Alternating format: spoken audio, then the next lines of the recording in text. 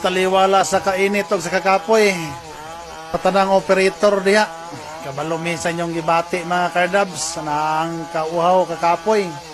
Apan nagpadayon sa pagnudnod sa mga kadina sa atong mga makina mga kardabs para lang sa atong pamilya. Shout out niyo tanan diha. Mga solid followers, viewers, daghang salamat sa inyong tanan, sa inyong suporta sa paglilikanoy sa mga video nga among gina-upload mga kardabs. Mao rin nagibirahan ni Elmer mga kardabs oh. Isa ka gulong bawog pero na straight ragyad mga kardabs kay naaman tay pitik. Bisa nalugi na ta sa pagpatanaw ning kahuya mga kardabs kay makita na ginato, maklaro na to nga duha ragyad ka tikirto makuha. Pero gipadayon nga po na to mga kardabs kay ato gining trabaho usahay maka dili po tanang gulong mga kardabs no nga inani ra pod duha ra pod ang makuha.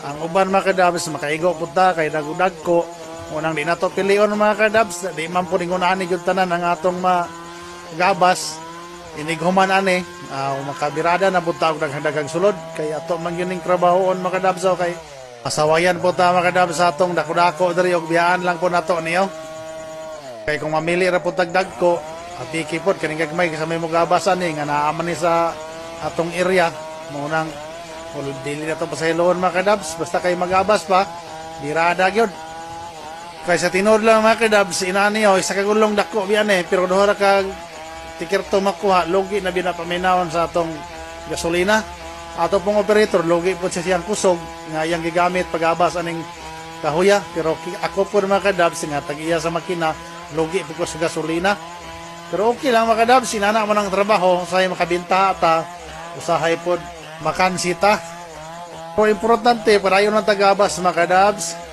tanang mga kahoy malugi ta ganira po siguro mga kardabs nga duhargid po kagulong ang magkuha dayon mga kardabs bawi lang ta sa sunod tong bahonon kay bisag nanay unod mga kardabs makabawi-bawi na ta okay mga kardabs sa kayong salamat sa iyong paglantaw paglili sa mga video balik ko na ko salamat.